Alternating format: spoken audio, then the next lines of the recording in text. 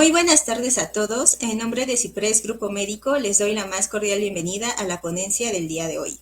Mi nombre es Ángeles Leida Avilés García, estudiante del octavo semestre de la licenciatura médico cirujano y soy corresponsal de Ciprés Grupo Médico, un grupo de profesionales de la salud enfocados en brindar atención médica de calidad.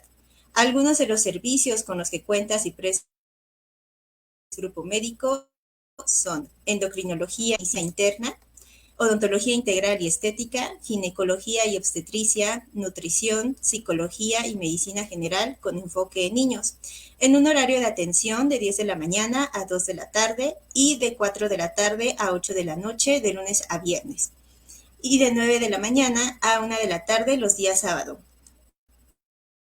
El día de hoy contamos con la participación de la doctora Mónica López Palafox.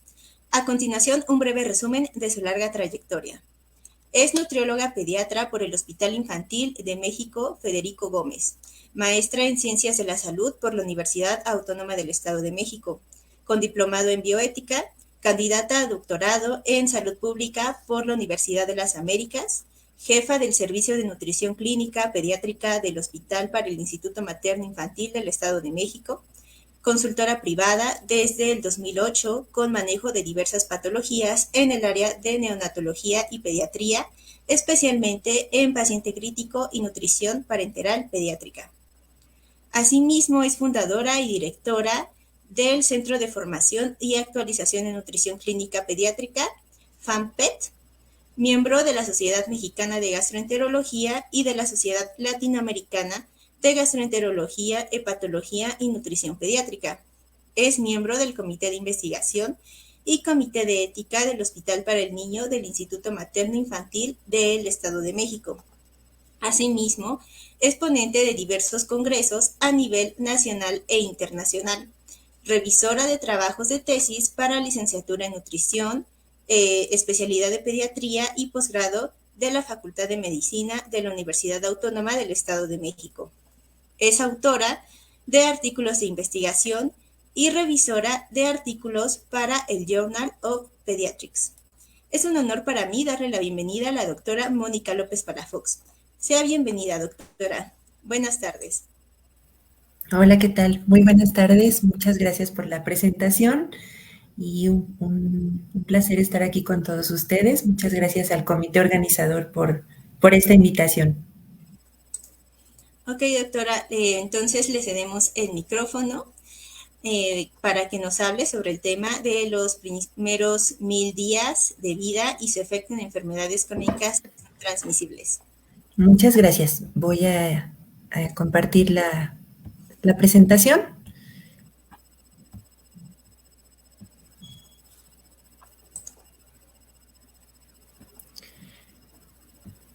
Por favor, indíquenme si se ve. Sí, ya se ve, doctora. Sí, muchísimas gracias. Pues muy buenas tardes a todos y pues muchas gracias por dejarme compartir este tema que es sumamente interesante e importante para todos en el área de nutrición pediátrica. Este tema que son los primeros 1000 días de vida y cómo tienen un efecto en las enfermedades crónico no transmisibles. Y bueno, pues sabemos que durante las etapas tempranas se pueden tener diversos factores. Estos factores pueden influir en el desarrollo y la aparición de enfermedades que ya nos llevan algún tiempo, que no solo se presentan en la edad adulta, sino que tienen diversas complicaciones a nivel clínico y algunos problemas de salud pública que se reflejan o repercuten en la vida adulta. Algunos de estos problemas pues, han sido ya canalizados a problemas de índole universal, mundial, y es por eso que el día de hoy pues estamos abordando este tema que es, o hemos descubierto que tiene su origen y que se menospreciaba un poquito en las primeras etapas de la vida o que de repente se dejaba un poquito de lado. Y bueno, pues ahora sabemos que existen. Entonces, estos problemas son, por ejemplo, la obesidad, hipertensión arterial, dislipidemias e hígado graso, que ahora ya sabemos que están presentes totalmente desde el primer momento de la gestación. situaciones como resistencia a la insulina, diabetes mellitus, enfermedades cardiovasculares y cáncer, entre otras. Este es el conjunto ya de todo lo que llamamos ahora las enfermedades crónicas no transmisibles y que tienen el origen, como ya decíamos, en los primeros días de vida. Entonces, finalmente, estos primeros días de vida deben actuar como un modulador de lo que es el crecimiento y desarrollo en los niños. Esto es a nivel del organismo.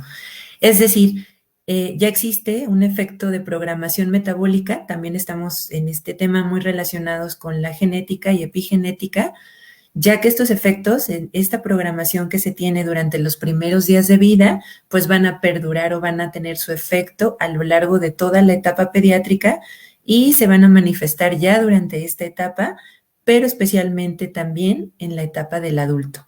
Entonces, es por ello que tienen triple importancia el que estemos abordando estos temas el día de hoy. Desde la etapa fetal, por ejemplo, ya existe el concepto de programación y, bueno, ya nos lo refiere Lucas desde el 2019 como un estímulo en un periodo muy sensible que se le llaman también periodos críticos del desarrollo y que estábamos hablando de toda la embriogénesis y que va a ocasionar efectos a largo plazo o de por vida en un individuo. Entonces, esto es muy importante que lo tengamos en cuenta porque va a irse ligando o va a tener una sucesión en etapas muy tempranas. Entonces, nos va a ocasionar un daño directo en lo que es el feto, por ejemplo, o en un producto, el recién nacido, el neonato, y va a ir induciendo o limitando el desarrollo de las estructuras del organismo. Entonces, esto lógicamente nos va a llevar a una alteración en la función, no solo como anatómicamente, sino también en la función, y va siendo como un pequeño recuerdo, memoria fisiológica que se va quedando en el cuerpo y que va teniendo una serie de efectos a corto y otros a largo plazo y nos van llevando a alteraciones y patologías ya muy específicas. Algunas, como decía, se pueden manifestar desde las pequeñas etapas, las primeras etapas de la vida, desde los neonatos, desde el embarazo, y otras pueden manifestarse hasta que el individuo llega al periodo adulto. Entonces, esta serie de sucesos, antes no los conocíamos, ya se han estudiado desde hace un buen tiempo, pero había una falta de evidencia y por lo tanto se decía que las enfermedades crónicas, precisamente por esto, no alteraban o no tenían una cabida en el periodo pediátrico. Y bueno, ahora sabemos que esta teoría es totalmente errónea. Por eso la importancia de que desde el embarazo, desde el periodo preconcepcionario, pues tengamos un plan de desarrollo, un plan nutricional, un estímulo positivo para que podamos precisamente prevenir. Estos primeros 1000 días de vida, para que podamos entender un poquito de todo el periodo que nosotros estamos hablando, pues, ¿qué son o qué abarca estos primeros 1000 días de vida? Pues son los 270 días de vida del embarazo durante todo este periodo, los 9 meses, más el periodo que abarca el primer año de vida prácticamente, más los años que se abarca en el periodo preescolar, un poquito del preescolar, que son de 1 a 2 años, nos van a dar este total de los 1000 días. Entonces, la alimentación que tiene la mujer durante el embarazo y la del niño en estos años cruciales, desde los 0, un mes, a los 2 años, van a ser esenciales para estas etapas posteriores. Por eso es que ahora hacemos hincapié en que no tratamos de recomendar una dieta sana, no solo se basa en recomendaciones, en asegurarnos de cantidades, sino de optimizar este aporte. O sea, estas nuevas teorías que nos hablan también en la nutrigenómica y nutrigenética incluso, nos hablan de que no solo debemos de asegurarnos de que tenga 800 miligramos de calcio, 1 miligramo de fósforo, sino de que de verdad optimicemos la forma de aportar estos nutrimentos, de que nos aseguremos de que la persona, por ejemplo, si es una embarazada, pues que realmente se esté absorbiendo, se esté asimilando, que tenga el ambiente adecuado. Por eso es que también la salud pública influye mucho en estos temas, porque debemos de estar seguros de, como profesionales de la salud, de que tanto lo fisiológico está como el ambiente social, el ambiente o el entorno de la persona, del niño, para que tengamos una verdadera programación nutricional adecuada o temprana. Sin estos factores, pues solo estamos dando listas de alimentos, recomendaciones, fármacos, recetas, pero nunca nos aseguramos si realmente pues la persona va a seguir las indicaciones o si tiene las condiciones adecuadas para que se pueda absorber el nutrimento, por ejemplo, o si el ambiente es el adecuado para que ese niño, desde que nació, tenga lo necesario para el desarrollo. Entonces, visto desde esta manera, ahora ya todos sabemos qué abarcan estos 1000 días de vida y por qué son cruciales para las etapas posteriores. En cuanto a la obesidad infantil, tenemos, por ejemplo, que es un importante problema, todos lo sabemos, de salud pública a nivel mundial. Incluso México ya está en los primeros sitios de obesidad pediátrica, situación que hace unos años no se presentaba y que ha sido un problema incluso de las metas del milenio que no se ha podido solucionar, al igual que en su momento lo fue la desnutrición, y que cabe señalar que seguimos teniendo desnutrición, pero bien, el día de hoy que estamos hablando de las enfermedades crónicas, pues la obesidad es un problema importante. Ya la OMS, desde años con muchísima anticipación, desde el 2016, desde el 2008 se vienen trabajando esto, y tiene un informe muy específico donde habla el reporte se llama Terminando con la obesidad infantil, y son una serie de estrategias e intervenciones para prevenir la obesidad y cómo la obesidad nos lleva a otras enfermedades no transmisibles que se asocian, ahora se ha visto y ya es cada día más conocido, con estos primeros 1000 días de vida. Entonces, pues, ¿qué sucede aquí? Que entre otras cosas, ya es un factor metabólico de riesgo la obesidad. Ya no solo es una patología asociada o consecuencia o la que nos va a dar otra enfermedad, sino que es un factor de riesgo para desarrollar las enfermedades no transmisibles. Y lo más importante también a nivel de pediatría o de los niños es que nos va a llevar también a alteraciones musculoesqueléticas y alteraciones de sueño. Entonces, como verán, no es solo un componente nutricional, no es una enfermedad o una situación ya una premisa de salud pública individual, sino que ya es a nivel colectivo y ya nos está alterando otras esferas del desarrollo de los niños. Es por eso que, bueno, en este informe ya se trataba de promover, en el informe de Ginebra del 2016, ya se marcaba un pequeño esquema que nos decía que, por ejemplo, debemos de promover la ingesta de alimentos saludables. En esto, pues bueno, se tiene cierta controversia porque sí, alimentos saludables, pero también asegurar el acceso a estos alimentos saludables, porque mucha de la problemática es que en diversos países, México no es la excepción, pues el acceso a estos alimentos a veces resulta difícil, son caros y desafortunadamente los alimentos que contienen más azúcares simples, grasas saturadas, pues suelen ser los de menor costo. Entonces, sí promover esta ingesta, es lo que decíamos hace un momento, tener una alimentación adecuada, pero también asegurarnos de que la persona lo puede adquirir o que se encuentre en el ambiente adecuado para tenerlo. La siguiente cuestión es promover o ya diseñar estrategias para la actividad física. Esto es algo que se ha intentado hacer y que se tienen programas a diversos niveles, desde las escuelas primarias hasta programas a gran escala, donde no se ha visto el impacto suficiente para que terminemos con esta ya también epidemia que es la obesidad. El tercer punto que se proponía en este informe por la OMS es precisamente la programación de la preconcepción y los cuidados prenatales y durante el embarazo, que es muchas veces, y lo seguimos viendo también en México, es una situación no planeada, no asesorada y que tiene consecuencias importantes, como por ejemplo los partos pretérmino por edades muy, muy jóvenes, o porque no se dio la suplementación adecuada, no se informó acerca de las condiciones que son de gravedad durante el embarazo, lo que hay que vigilar. Esto es un aspecto muy importante y es una evidencia de que como equipo de salud quizá no lo hemos hecho tan de cerca o como equipo, sino que lo hemos abordado de diferentes perspectivas, el médico desde su punto de vista, el nutriólogo desde su punto de vista, el psicólogo, la enfermera.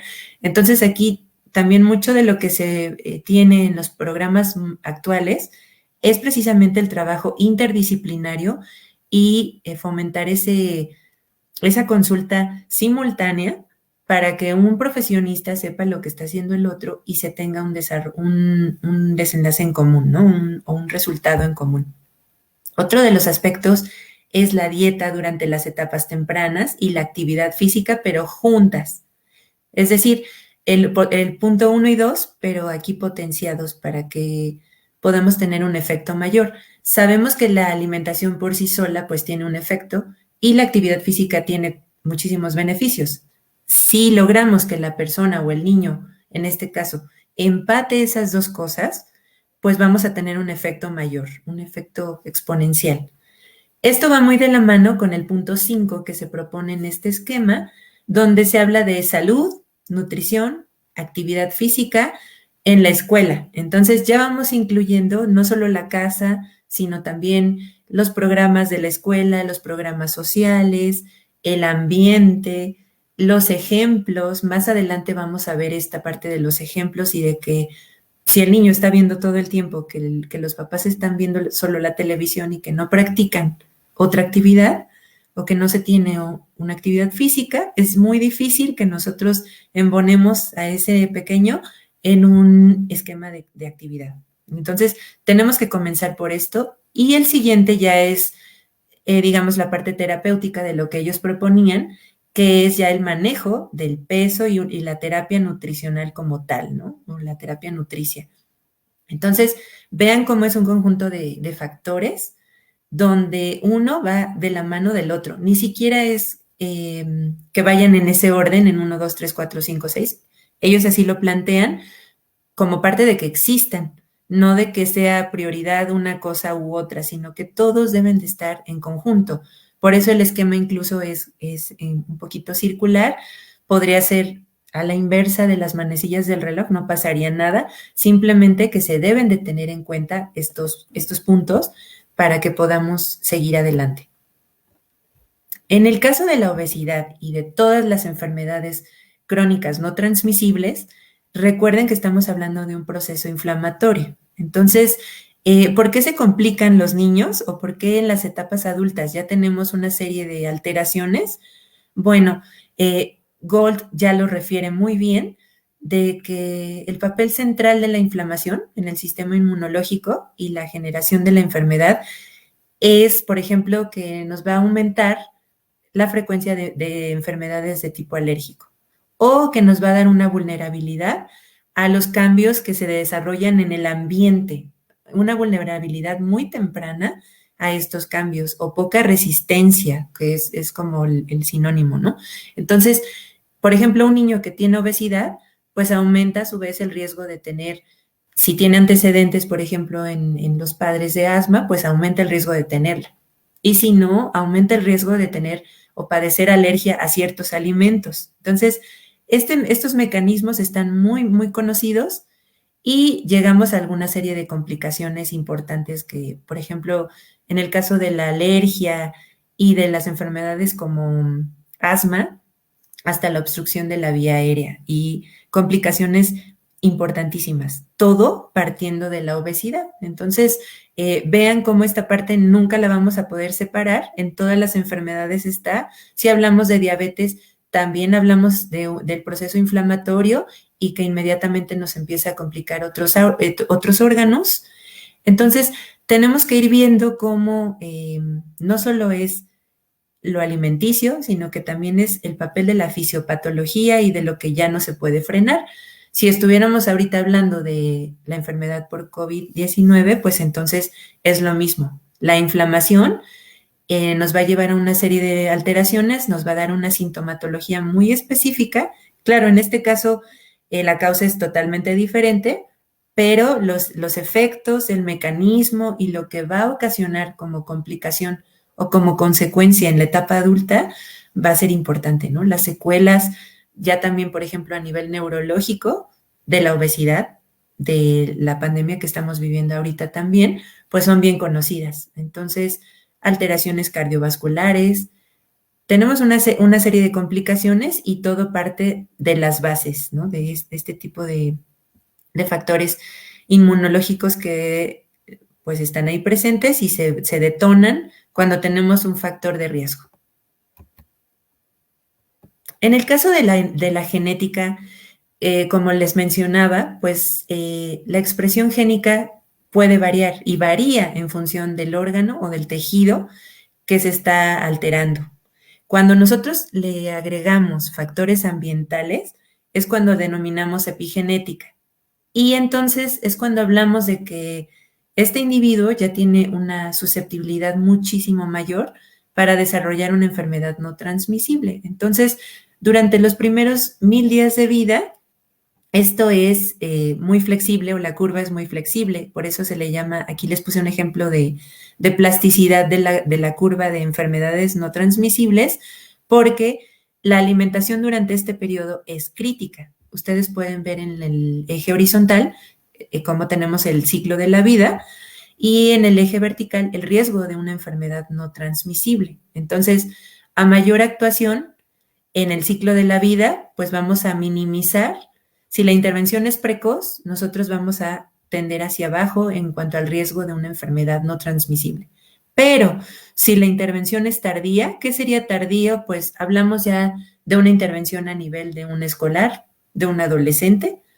Entonces, el riesgo de tener una enfermedad es alto, de una enfermedad no transmisible. Entonces, esta relación es directamente proporcional y tenemos que estar muy conscientes de que mientras más rápido se intervenga, por eso esto de los 1000 primeros días es básico para que nosotros podamos tener esta curva pues un poquito más plana y podamos tenerla como la primera punteada que tenemos aquí, que es el ejemplo ideal de lo que debería ser la intervención en este punto de la vida. Existen factores prenatales también. En este caso, por ejemplo, siempre se habla de la mujer en el caso de los factores prenatales, pero también las condiciones del varón nos van a determinar la aparición o no, o las complicaciones de enfermedades no transmisibles. Entonces, recordando que tenemos el 50% y el 50% de los factores genéticos. Entonces, esto es importante tenerlo en cuenta. Ambos deben de tener una calidad de vida adecuada y no es solo responsabilidad de una sola parte. Entonces, usualmente durante la segunda mitad del embarazo es cuando se incrementa esta ingesta de todos los grupos de alimentos y es cuando se tratan de alcanzar realmente los requerimientos de algunos de ellos, en específico vitaminas y minerales. Sin embargo, también se habla de lo que son proteínas de alto valor biológico, del calcio, de la vitamina D. Hay una lista interminable de la suplementación durante la gestación. Sin embargo, esta suplementación, me regreso un poquito y vamos otra vez a lo que comentábamos en la primera diapositiva. ¿Es efectiva esta suplementación? ¿Se está haciendo adecuadamente? Pocas veces nos enfocamos, por ejemplo, a los omega 3, ácidos grasos, en especial a los antioxidantes. Entonces, y a ponernos a pensar que estos depósitos, esta suplementación, depende fundamentalmente de lo que coma la madre. Entonces, sí tenemos que hacer una historia clínica mucho más completa, estar al pendiente de estos factores y, repito, no solo suplementarlos o indicarlos, sino ver las condiciones. Hay personas que no tienen el acceso a los omega 3 o no nos han entendido para qué son o no nos hemos sabido explicar. No les hemos dado ese valor como antioxidante. A veces solo los usamos de manera terapéutica cuando ya vemos casos de dislipidemias. Entonces, es importante que manejemos todo esto para que de verdad tengamos un efecto protector. Estudios diversos, aquí era la referencia anterior también en este sentido, nos hablan de que ya mujeres en edad reproductiva tienen un exceso de peso, un excedente de peso. Entonces, ya cursan el embarazo con sobrepeso u obesidad. Sabemos todos que esto ya nos hace aumentar el riesgo de algunas enfermedades, por ejemplo, de diabetes. Se puede presentar eclampsia, preeclampsia. Entonces, todo esto nos lleva a que el producto, el recién nacido, pues tenga mayor adiposidad, que tengamos algunas alteraciones, por ejemplo, aquí, que empecemos con resistencia a la insulina desde la gestación, el recién nacido, el lactante, el preescolar, tengamos ya alteraciones a nivel de aminoácidos, ácidos grasos, con respecto a al glicerol, por ejemplo, algunos trastornos ya ahí endocrinológicos, y pues nos programan obesidad en la infancia. Lo más seguro es que tengamos un producto macrosómico, si no es macrosómico, pues sí, un producto a lo mejor con un peso adecuado, pero que ya tenga complicaciones metabólicas que más tarde van a detonarse. Y bueno, pues el ejemplo de lo que les pongo en la ilustración es típico a veces de lo que sucede durante la gestación.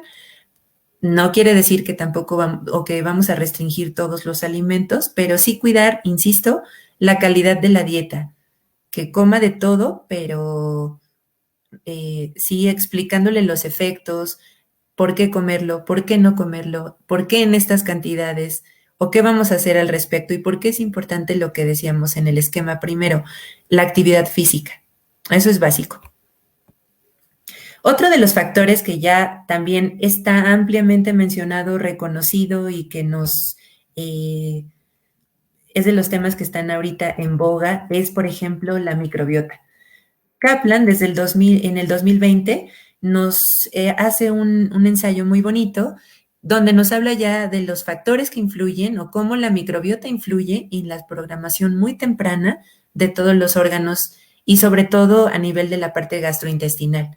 Entonces, ahora sabemos que, por ejemplo, esta colonización que se da bacteriana a lo largo de todo el tracto gastrointestinal empieza tras el nacimiento, puede conducir a enfermedades que van a desencadenarse en la etapa adulta o tal vez podría ser en la etapa pediátrica.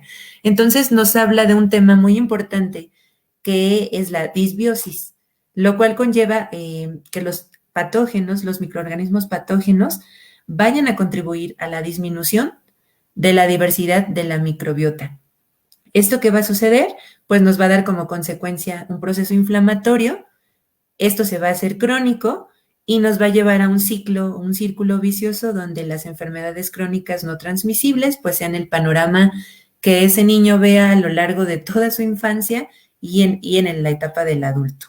O que llegue a una etapa adulta con ya secuelas importantes y es por eso que les decía que es un ciclo y necesitamos empezar a regularlo, a saber cómo manejar esta parte.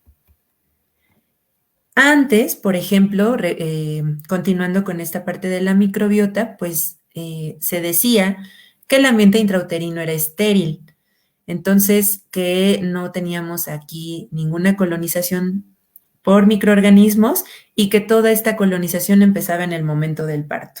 Ahora sabemos que esto no es así, sino que las bacterias van a ser transferidas durante un periodo perinatal, es decir, durante toda la gestación y durante el parto efectivamente, pero desde antes, y ya vamos a tener un ambiente variado. Entonces, hablamos de bacterias que son típicas del tracto gastrointestinal, pero van a estar presentes en placenta, en cordón umbilical, en el líquido amniótico, incluso en el meconio, que es la primera evacuación en el recién nacido, y que ya tiene bacterias de la mamá y pueden ser transferidas al niño durante todo el periodo perinatal. Entonces, esta teoría es muy importante, este conocimiento que lo tenemos ya desde hace varios años y que nos quitó esa parte, esa venda de que el ambiente era estéril, no teníamos nada y ahora van a transferirse las bacterias desde la gestación, pues también nos debe de preocupar y de ocupar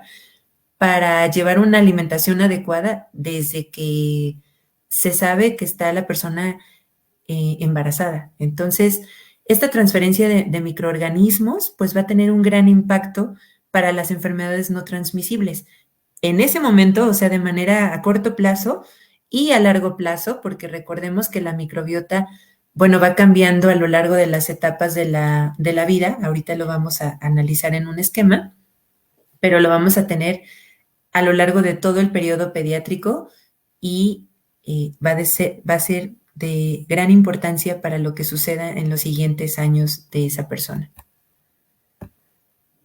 Una vez que nosotros establecemos la microbiota, una vez que se establece la microbiota, lo que yo les decía, va a continuar su evolución y vamos a hablar de que desde los factores maternos, infiriendo, por supuesto, interviniendo el tipo de parto que se tuvo, la duración de la gestación, no es lo mismo a término que pretérmino, el genotipo del hospedador, lo que decíamos, la genética aquí va a ser un determinante también, pero aquí ya agregamos otros factores. Por ejemplo, el tipo de alimentación, si el niño estuvo en un periodo de lactancia adecuado, ¿qué se considera adecuado? Pues por lo menos 6 meses hasta el año de edad. Sabemos que las recomendaciones de la OMS abarcan un poquito más, pero bueno, 6 meses es ya se considera como algo adecuado. La introducción de exposición de factores del ambiente, juguetes, mascotas, que el niño ya, por ejemplo, aquí tiene a lo mejor gatea y ya está expuesto al suelo, a otras cuestiones donde antes no se tenían. La alimentación complementaria, es decir, a qué edad se va a iniciar, cómo se va a iniciar, si fue prematura o si fue tardía, todo esto lo tenemos que ir analizando e incluso si el niño ya tuvo algún tipo de patología o alguna situación que los ha llevado a administrar ciertos medicamentos, en particular los antibióticos, pues van a ser factores que determinen la microbiota, que la alteren y que nos veamos obligados a reforzarla de alguna manera o a suplementar o a valorar la calidad de la alimentación con mucho más impacto. Y este es el esquema que yo les comentaba, cómo la microbiota se va cambiando o modificando con la edad. Podemos ver, por ejemplo, que en el recién nacido, pues la alimentación con leche materna nos da una cierta ventaja, no cierta, sino una amplia ventaja con respecto al tipo de microbiota que vamos a tener. Y vamos a tener, por ejemplo, en el niño, ya hablando de un niño en la etapa preescolar, alrededor de los 2 años a 3, a 5, por ejemplo, pero hablando ahorita de los 1000 primeros días de vida, que es hasta los 2, pues vamos a tener que ya el niño, sí, la microbiota se modifica. Entonces, vemos cómo de tener una mayor población de bacteroidetes, por ejemplo, si lo sometemos a ciertos factores de riesgo, como es la terapia antibiótica o la desnutrición, vean aquí, por ejemplo, cómo cambia y la mayor proporción la tienen las proteobacterias. Entonces, sin duda, todos los factores que puedan alterar la microbiota van a tener un efecto en las enfermedades crónicas no transmisibles. Ese niño va a tener ya un riesgo y cuando hablamos del adulto en plenitud o un adulto mayor, vean, por ejemplo, obviamente no el mayor de 100 que lo tiene en la diapositiva, pero entre 60 y 80, obviamente que su población está totalmente modificada, ¿no? Firmicutes al 99%. Entonces, la diversidad aquí ya es importante, es menor, y este comparado del esquema con el niño con el de este adulto de 80 años harán la gran diferencia versus aquel niño que sí tenga una alimentación adecuada, que no esté expuesto a la terapia de antibióticos, que tenga menor alimentación con fórmula, que tenga una alimentación complementaria adecuada, que el estado de salud sea adecuado porque tiene actividad física. Entonces, vamos viendo cómo entran ahora sí en la práctica estos factores y cómo nos van llevando a un panorama muy diferente cuando los presentamos ya en conjunto. Con respecto a la leche humana, les coloqué esta diapositiva para compartirles que, bueno, obviamente que es el alimento ideal y es un alimento complejo, pero también vivo porque se adapta a las necesidades del niño, en este caso del recién nacido, tanto a término como pretérmino. Entonces, recordarles que tiene macro y micronutrimentos totalmente completos, que tiene componentes inmunológicos, que tiene oligosacáridos y también bacterias. bacterias benéficas que nos van a favorecer el desarrollo del tracto gastrointestinal y en general de ese sistema inmune. Entonces, fíjense aquí cómo la microbiota de la leche materna pues puede combatir muchas enfermedades, en particular algunas que son de origen viral, y vean toda la cantidad de bacterias que tiene y la diversidad de bacterias que se encuentran en esta cantidad de leche, ¿no? Esto favorece menos de 2,000 bacterias por mililitro. Entonces, esto es una de las muchas razones. En este caso yo me enfoqué a la microbiota de la leche, pero sabemos que hay una serie interminable de razones por las cuales favorecer la lactancia o promover la lactancia, sin olvidar que va a haber niños que requieran, por supuesto, el tratamiento con una fórmula. Pero bueno, allá el tratamiento será diferente, tendremos que suplementar los probióticos o suplementar las bacterias benéficas de otra manera, también es posible, pero bueno, recordarles que lo tenemos de manera natural, entonces hay que trabajarlo. En este caso de la lactancia, en un estudio ya en una compilación de Cochrane, un metaanálisis ya muy concluyente que se hizo en el 2019, por ejemplo, es una serie de estudios, 25 estudios epidemiológicos, y engloban una muestra bastante representativa donde se prueba que la lactancia materna pues siempre se va a asociar con una disminución del riesgo de obesidad. Entonces, esto va, como decíamos hace un momento, se correlaciona o es más bien proporcional, de tal manera que a mayor lactancia, pues mayor protección. ¿Sí? Y depende también de la duración de la lactancia. Entonces, a mayor duración, mayor protección. Entonces, en este metaanálisis se concluye que hay un impacto positivo de la lactancia, que hay una programación de enfermedades no transmisibles mucho menor a largo plazo y que también va a ser un factor protector contra la obesidad y contra las enfermedades alérgicas, por ejemplo, que ya también hablábamos, ¿no? Entonces, en este esquema, pues podemos hablar, es como un resumen de lo que ya hemos visto, de cómo las prácticas, en este caso la lactancia, la microbiota que tiene la leche, lo que la mamá pueda contribuir, los efectos en la vida temprana, los primeros días que estamos hablando, van a repercutir en todos estos, ¿no? En el índice de masa corporal, en la edad del niño, en la efectividad, en todos los factores que ya estamos viendo ahorita de la protección. En el caso de los prematuros, hay un estudio, no es tan reciente, es del 2012 de Griffin, sin embargo es importante, porque ya desde aquí había algunos datos que nos decían, por ejemplo, cómo los prematuros tienen un riesgo aumentado de enfermedad coronaria y cómo el periodo postnatal es crítico para el desarrollo del tejido adiposo. Entonces, muchas veces con los prematuros cometemos el error de que queremos inmediatamente incrementarlos de peso, pero no nos ponemos a pensar en el tejido adiposo, en las reservas de masa grasa. Entonces, ¿cómo los alimentamos? ¿Con qué terapia? ¿Por cuánto tiempo? Son preguntas importantes para todos los profesionales de la salud, quizá neonatólogos, pediatras que nos estén escuchando el día de hoy, nutriólogos que tengan ese trato directo con los prematuros. Usualmente, por ejemplo, en la etapa del adulto, ellos ya tienen mayor resistencia a la insulina. Y todo esto va derivado de cómo se fueron nutriendo en los primeros días. Entonces, muchos de los prematuros también cursan con cifras altas de tensión arterial y esto es por lo mismo. Tenemos a veces terapias combinadas con ellos, nutrición parenteral, nutrición enteral, es decir, una nutrición mixta, y pues nos llevan a estos desenlaces. Entonces, el rápido crecimiento que tiene esta población en sus primeros meses de vida, pues se va asociando con incrementos de la masa grasa a la etapa del adolescente.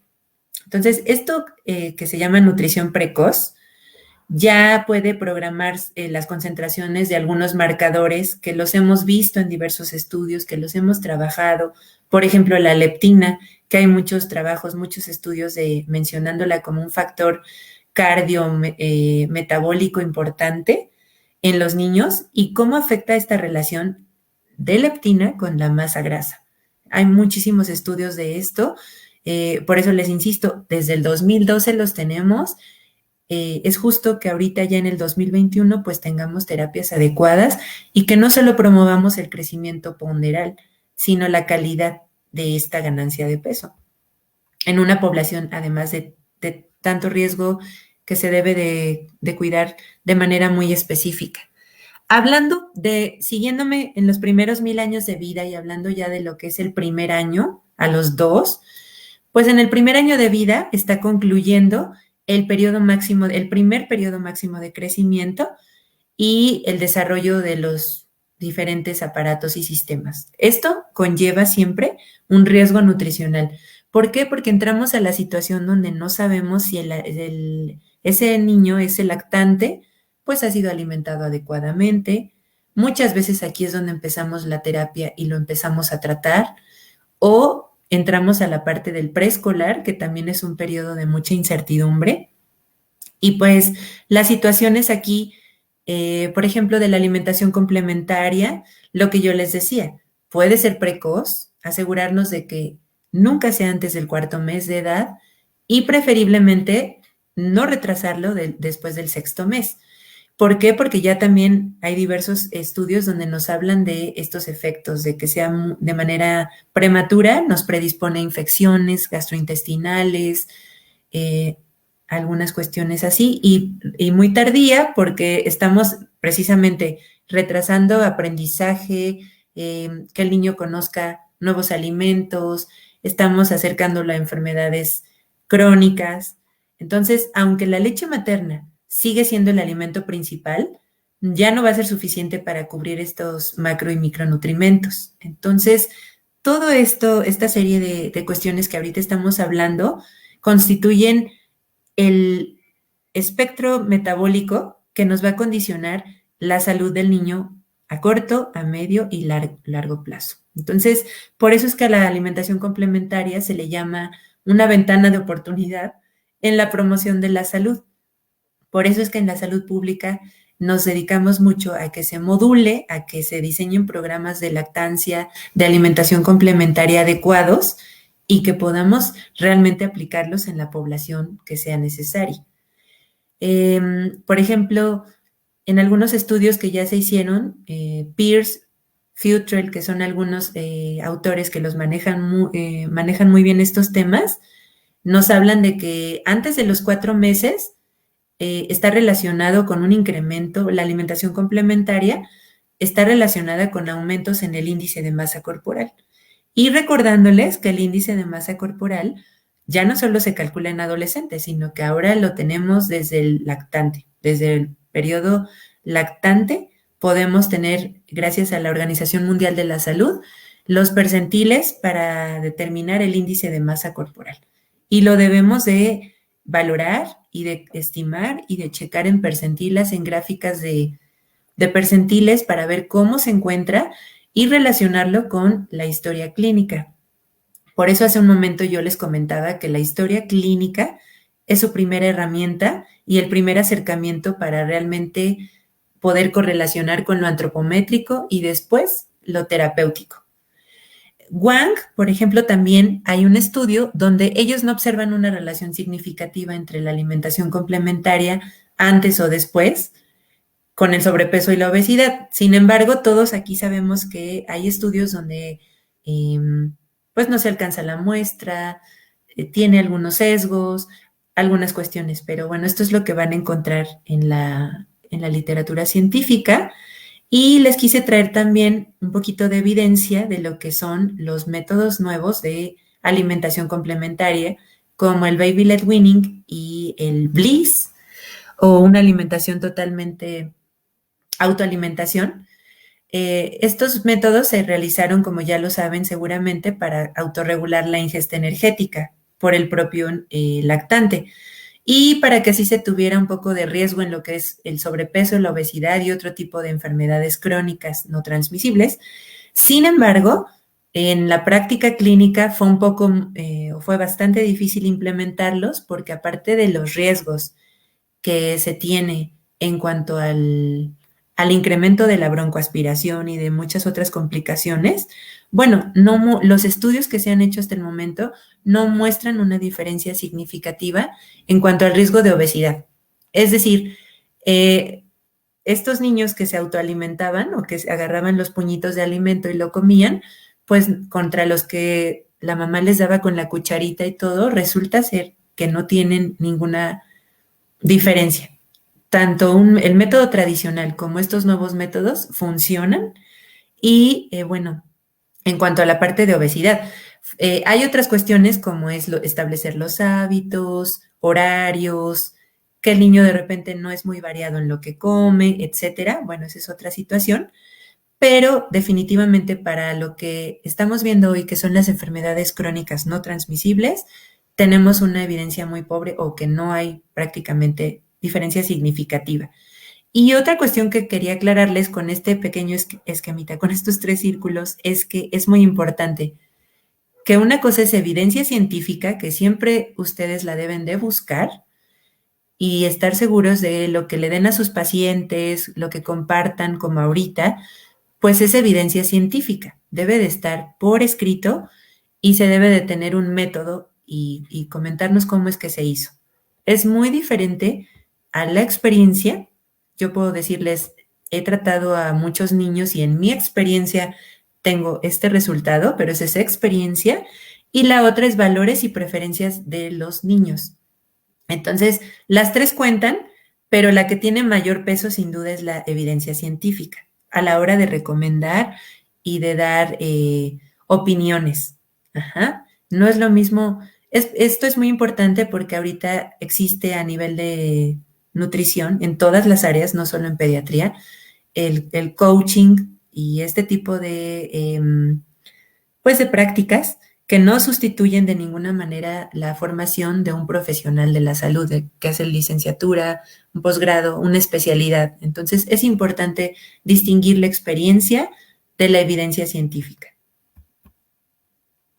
En el caso, continuamos con este periodo que es lactante preescolar. En el caso de los niños aquí, tenemos que particularmente hay algunos alimentos que se asocian con el incremento del índice de masa corporal. Especialmente les decía yo cuando entramos al segundo año de vida, que es el último de estos 1000 días. Hay una ingesta muy elevada de energía y de proteínas. Entonces, aquí hay algunas cositas que debemos de tener en cuenta para que lo empiecen a introducir adecuadamente. Por ejemplo, ¿cómo vamos a prevenir estas enfermedades crónicas? Si la dieta es variada, especialmente en el momento en el que se le empiezan a ofrecer los alimentos al niño, en el momento en que se sienta a la mesa, entonces estamos contribuyendo con esto. Aquí el papel de los padres es esencial, porque el niño va a tomar de los papás las preferencias, los ejemplos. O sea, la primera foto es en lo que sí, la segunda foto es lo que no debemos hacer. Vean cómo en la primera pues están interactuando toda la familia, hay un ambiente cordial, las cantidades son adecuadas, se ven alimentos saludables, por lo menos variados. Y en la segunda, o sea, definitivamente ni es la cantidad, no es la actitud, el niño por supuesto que no entiende, ese trozo es como para un adulto. Entonces, son cosas que a veces suenan muy básicas, pero que ya si las estamos viendo en esta comparación de ejemplos nos van a ayudar muchísimo. Hay que evitar los productos bajos en grasas, porque a veces sí nos refieren que evitan lo bajo en grasa, pero puede tener más elevado el contenido de azúcares. Entonces, los sellos que ahora están en el sistema de salud nos pueden ayudar un poco, pero tampoco hay que apasionarse con esta cuestión de la lectura de las etiquetas. De lo contrario, los niños y nosotros mismos no comeríamos ninguno de los productos que están en el mercado. Hasta el agua nos saldría que tiene una etiqueta, ¿no? Un sello de alto en sodio. Entonces, hay que tener mucho cuidado con este tipo de productos. Hay que hacer más bien una asociación positiva.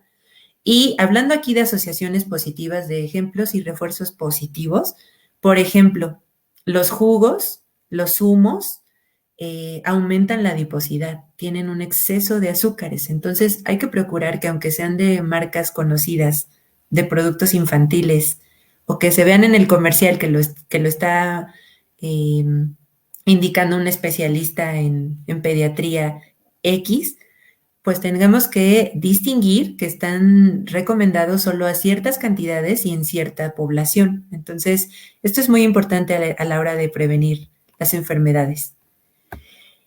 El niño de 1 a 3 años, aquí por ejemplo nos quedaríamos en el de 2 años, que hablamos, les puse también 3 porque es una etapa de transición, pero bueno, estamos hablando de que pasamos de un lactante a ya un preescolar. Entonces, aquí lo que buscamos es que se aumente la percepción de sabores, texturas y entender que el niño va a desarrollar preferencias. Entonces, es muy común lo que tenemos en la foto de que queremos darles a los niños el plato como lo comemos los adultos, con todas las verduras ahí y pruébalas, ¿no? Entonces, es como se nos hace muy normal, pero hay que ponernos la postura del niño de que, bueno, debe recibir un plato adecuado, con una porción adecuada. Tenemos que ir como más despacio, una porción a la vez. Sus necesidades energéticas son menores y tampoco es su prioridad la alimentación en este periodo. Entonces, por supuesto que ellos prefieren estar jugando, disminuyen su ingesta y esto es un patrón que va a ser el que se vaya estableciendo. Entonces, aquí puede ser muy irregular, de hecho va a ser muy irregular. De repente nos preguntan siempre en la consulta, es que este día comió muy bien, el siguiente no quiso nada, ayer probó muy bien el brócoli, hoy ya no se lo quiso comer. Hay que entender ese periodo de adaptación y que el niño va a ir cambiando las cantidades de un día a otro y que esto no va a determinar el que a futuro tenga una enfermedad crónica no transmisible. Por un día, por 2 días, no pasa nada, sino que son hábitos. El punto aquí es establecer los horarios, el que se sienten a la mesa, eso es lo que nos va a llevar al estilo de vida saludable. Y volvemos, si se fijan todas, nos regresan a la primera diapositiva, de que no solo es cuestión de calcular un perfecto menú, un perfecto plan de alimentación, porque podrá estar perfectamente cuadrado en porcentajes de adecuación, etcétera, y la dietoterapia, pero el niño no se lo va a comer. Entonces, más bien necesitamos ponernos del lado del periodo madurativo en el que se encuentra y ayudarlo a que sea una transición efectiva. Entonces, estas prácticas alimentarias, desde las etapas muy pequeñitas, son las que nos ayudan a promover los factores, los patrones de alimentación positivos y tener entonces prevención de estas enfermedades. Entonces tenemos que entender 3 pequeñas divisiones aquí que sí les quise colocar. En cuanto al niño, que el niño va a tener que hacer siempre su elección. No siempre es la adecuada, pero a veces no es la adecuada porque tampoco hay una supervisión adecuada. A veces no lo es porque el niño, pues obviamente, está conociendo los alimentos y de primera instancia, pues no va a seleccionar la espinaca o no va a seleccionar un alimento con alto valor nutritivo, sino el que le llame la atención, el que tenga el color adecuado, el que tenga la textura adecuada. El siguiente aspecto son los padres, el efecto que generan los padres aquí. El modelo, por ejemplo, puede ser negativo, lo que decíamos hace un momento, que sea un modelo autoritario, que sea muy permisivo, o sea, papás que todo lo niegan o que todo está prohibido, a el otro extremo, papás que todo lo permiten siempre y cuando coma, que juegue en la mesa, que prenda la televisión, que esté levantándose y regresando a la mesa, ¿no? Esto versus el modelo positivo o una autoridad responsable, donde el papá, por ejemplo, está comiendo la verdura y el niño se la está comiendo porque lo está viendo, le dedica tiempo, evita usar a la comida o a los alimentos como recompensas o castigos. Esto es muy importante, que no dejen que un alimento se convierta, por ejemplo, en castigo. Ningún alimento es castigo y ningún alimento es premio. Lo mismo es una verdura que lo mismo es un dulce. Así lo debe de ver el niño y así lo deben de ver los papás para que empiecen a tener este modelo positivo. Y el tercero, que les va a pasar sobre todo ya con un preescolar, son las influencias sociales y culturales. A lo mejor desde la etapa de la mujer que está embarazada, las influencias de los que están a su alrededor y lo que comen, de lo que ella lee, de lo que ya tiene por estilo de vida. Si es una mamá vegana, pues seguramente que va a querer desarrollar su embarazo en ese ambiente y va a querer que su hijo sea vegano. Entonces, esto juega también un papel muy importante. Hay que asegurarnos de que el ambiente sea sano y que no favorezca un ambiente obesogénico. O sea, ¿qué es esto? Pues más que los tipos de alimentos, que se tenga un ambiente cordial, donde se respete las decisiones de los niños y también que se incluya la actividad física como un factor preponderante. Esto nos lleva a, por ejemplo, una regla muy práctica: cómo, cuándo, dónde y quién lo alimenta. Entonces, aquí también regresamos a los roles. ¿Quién es el encargado? ¿La mamá? ¿El papá? ¿Son los dos? Usualmente, por ejemplo, las mamás hemos notado que tienen palabras clave a la hora de las prácticas alimentarias. Entonces, muchas de ellas no son relacionadas. No quiere decir que porque yo le diga todo en diminutivo, el niño se lo va a comer, o que sean buenos hábitos. Y también hay que entender que son hábitos y costumbres. Entonces, aunque la mamá es la imagen principal en esta tarea, en este rol, el papá es importante. Y a medida que los niños crecen, que el niño tiene más edad, esta imagen se vuelve importante. Entonces, es aquí donde se debe de evitar el decir: no quiero verdura, no me sirvas la sopa, dame solo el guisado, no me gusta la fruta, siempre lo mismo. Evitar ese tipo de comentarios a la hora de la alimentación para que logremos esto, lo que se llama una alimentación perceptiva, donde quien sea el cuidador, ya sea papás, guardería, escuela, actúe responsablemente ante las señales que le da el niño. Y esto es: préstame atención, tengo hambre o ya no quiero. O sea, el niño que se voltea con la cuchara y esa es una señal de saciedad, por ejemplo. El niño que sigue comiendo, pues también, ¿no? De hambre. Entonces, la alimentación perceptiva es eso: reconocer cuándo es el momento de detener la alimentación, cuándo sí hay que seguir. Puede ser que el niño siga teniendo hambre y comiéndoselo, pero ya lleva 10 tazones de papilla. Entonces, ahí es donde el adulto responsable y el que es el rol perceptivo lo tiene que captar inmediatamente y decir: ok, esto no, esto sí. Y bueno, en esta parte hay un esquema de la Sociedad Latinoamericana de Gastroenterología y Nutrición Pediátrica que me gusta mucho, porque son los principios clave para la alimentación perceptiva. Y lo debemos de tener todos muy grabados, de que si le explicamos al niño lo que está viviendo, es decir, durante el proceso de alimentación, pues será más fácil. Así como cuando le deben de decir: es una vacuna y va a doler un poco, así también con la alimentación. Si ustedes le explican lo que está pasando, que va a ser un alimento nuevo, que lo va a probar, que tal vez sí le guste, tal vez no, bueno, pues esto va a ser más sencillo. Obviamente que en un preescolar. Si es un lactante, bueno, esa parte la vamos a hacer de la manera, en la consistencia, en el color, en ofrecer alimentos saludables y en texturas adecuadas, que también viene aquí en el esquema, en que el niño debe estar sentado cómodamente y de forma segura. Esto no lo practicamos mucho y lo veíamos hace rato en los vicios de la alimentación. Entender las señales de hambre, saciedad, lo que veíamos hace un momento. Hacer un ambiente favorable, animarlo a comer, pero por ejemplo nunca obligarlo, permitir que explore, que toque. O sea, no es simplemente no te ensucies, sino sí, está bien, tómalo, pruébalo. Evitar el uso de los dispositivos electrónicos. Se hace mucho énfasis de que no es necesario o se debe de evitar a la hora de la comida. Hay mamás que tienen incluso toda una serie de tácticas, estrategias, cestas para los celulares, desactivar el wifi de toda la casa.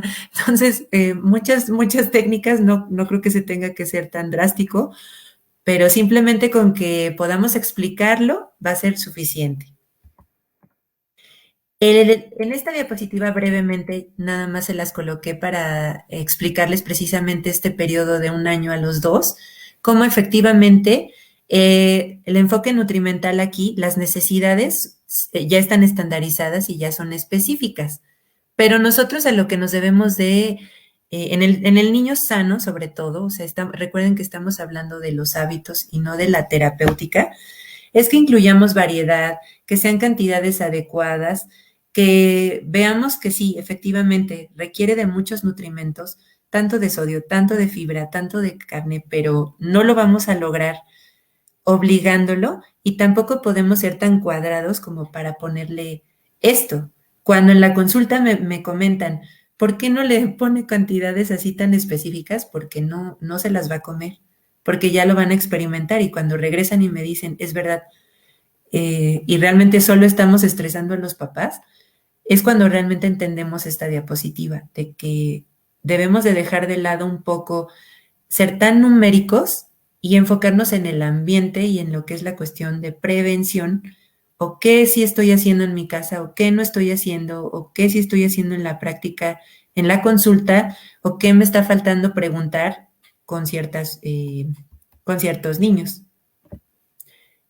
Aquí, bueno, ya lo habíamos comentado un poquito, pero regresándome, es importante eliminar de la alimentación de los niños alimentos que tengan azúcares añadidos, grasas saturadas, ácidos grasos saturados, café, por supuesto, alcohol, que sé que para algunos dirán alcohol, o sea, es ilógico, pero sí hay niños donde hay ingesta de alcohol. Elecciones de alimentos más saludables para que en la edad adulta ellos puedan decidir. No se trata de hacerlos, no comas nada de azúcar ahorita porque si no vas a crecer y vas a tener, no se trata de eso. Simplemente concientizarlos de que a lo mejor media cucharadita está bien para el litro, ¿no? O para que se coma el dulce a lo mejor una vez por semana o a lo mejor muy de vez en cuando, pero no todos los días y en qué cantidad. Y aquí, por ejemplo, con el jugo que ya comentábamos, pues está la cantidad específica, ¿no? Por ejemplo, para los niños de 1 año a 6 años de edad. Como verán, dista mucho de lo que usualmente tomamos y que sí nos lleva a varias complicaciones. Y bueno, finalmente, estas son las conclusiones de todo lo que hemos hablado el día de hoy. ¿Qué quiero que se lleven a casa? Pues la alimentación consciente, perceptiva, que involucra todo lo que ya hablamos, todo este comportamiento alimentario de establecer tiempos, de limitar incluso el snack, mejorarlo, hacer actividad física, no saltarse las comidas, involucrar a los niños en su alimentación, que nos ayuden a planear las comidas, que ellos seleccionen sus alimentos, que puedan conocerlos con todos los sentidos, que el ambiente familiar sea el adecuado, que sean las porciones, que sea un modelo adecuado.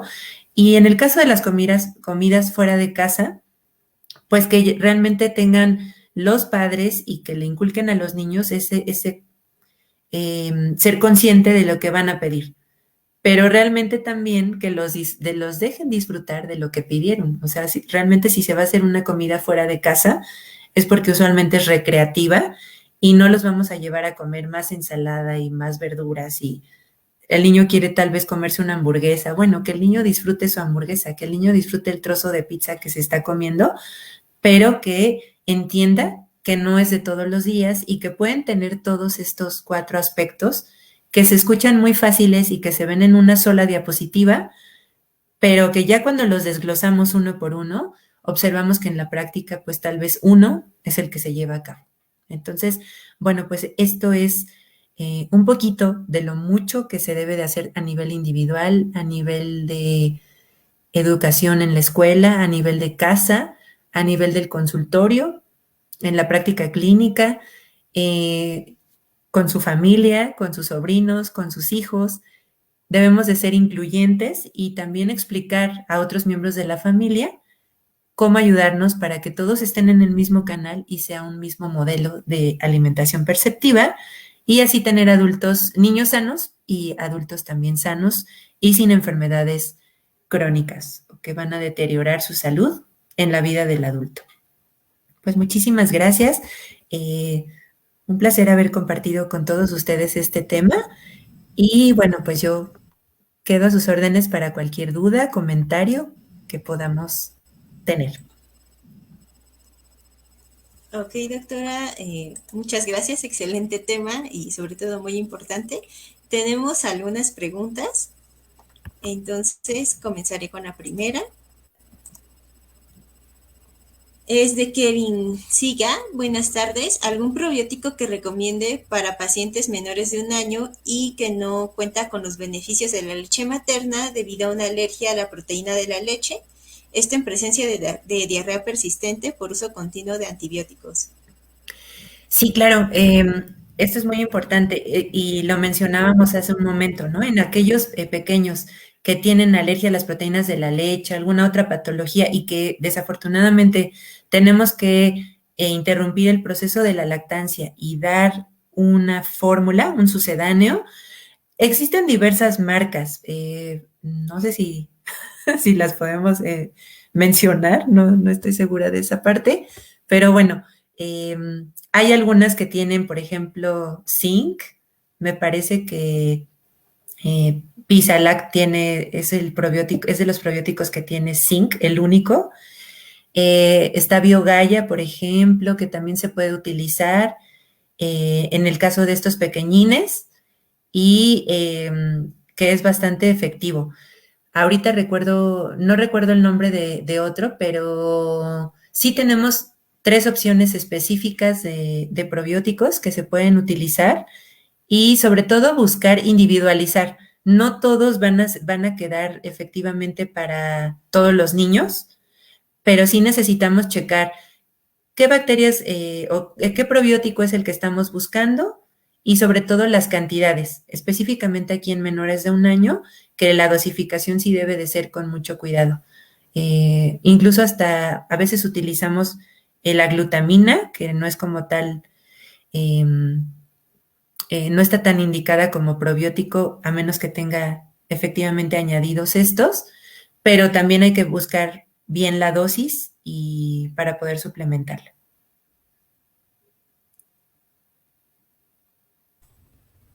Ok, doctora, tenemos otra de Mónica Manzón. Hola, doctora, una consulta. Antes a los niños no les daban de alimento, por ejemplo, banana o manzana con miel. Ahora se prohíbe la miel porque es esto y hasta cuándo se debe esperar a que puedan comer este producto apícola. Y si es verdad que los niños comen según los colores de los alimentos. Muchas gracias y hermosa ponencia. Gracias. Muchas gracias, Moni. Sí, bueno, el hecho es que la miel como tal, bueno, si no es un alimento que esté recomendado en los niños, en general en el adulto, bueno, sí se consume, pero en los niños no, precisamente por esto, por la cantidad de azúcar que es y por tratar de establecer hábitos.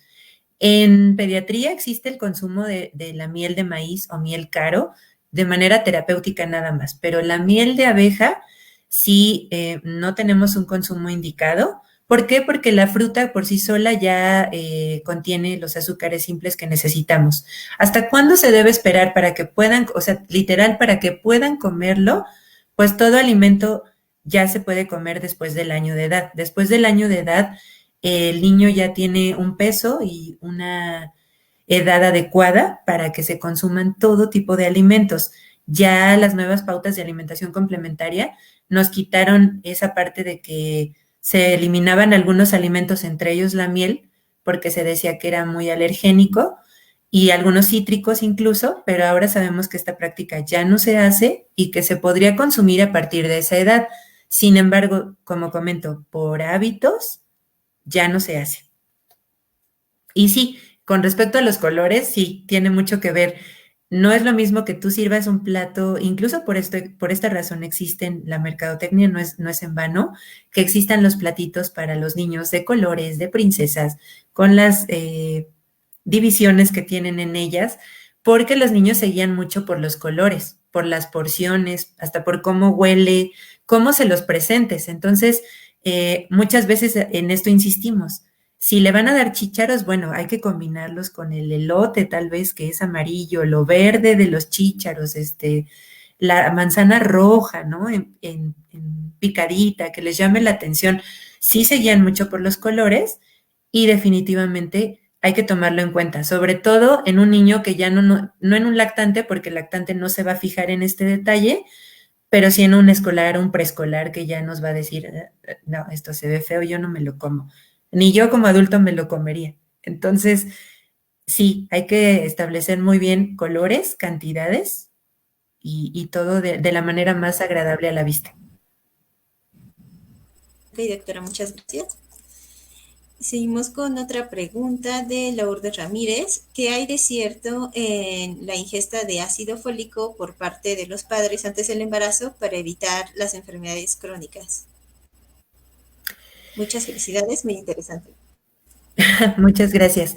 Bueno, sí, hay estudios, por ejemplo, el ácido fólico ya está claro su papel en la prevención de defectos de cierre del tubo neural. Eso es básico. Entonces, la suplementación sí se tiene que hacer. En el caso de evitar enfermedades crónicas, también, y por eso, efectivamente, es totalmente cierto que yo insistía en que la genética, recuerden que y los factores van a depender de la mamá y del papá.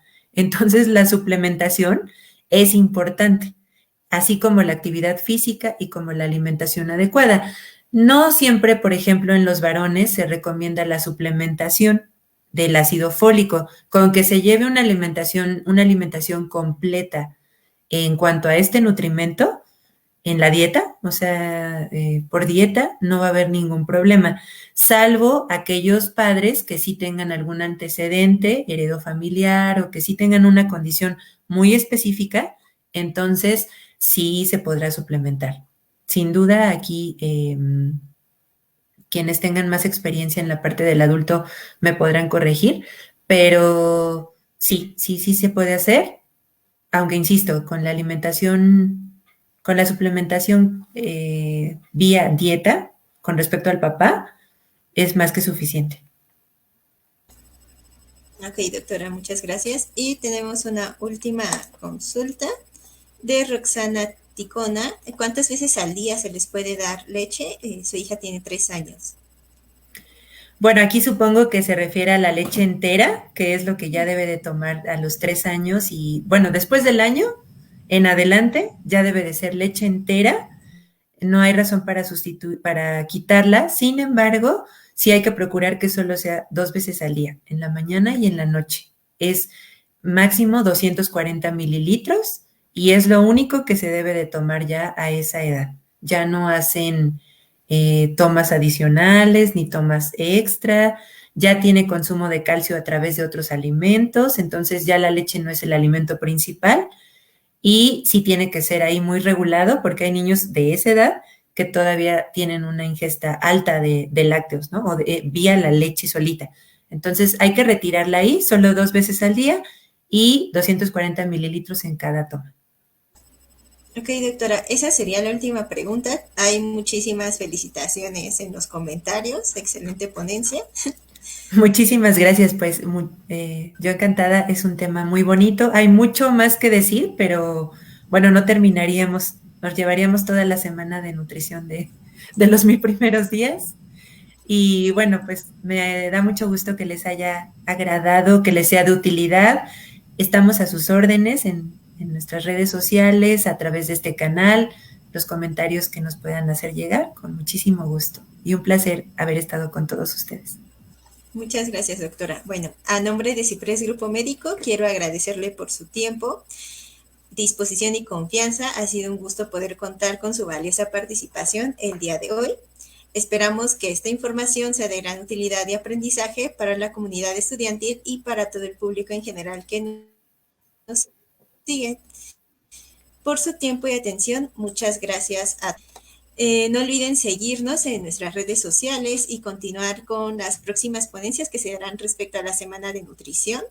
Muchas gracias y es todo.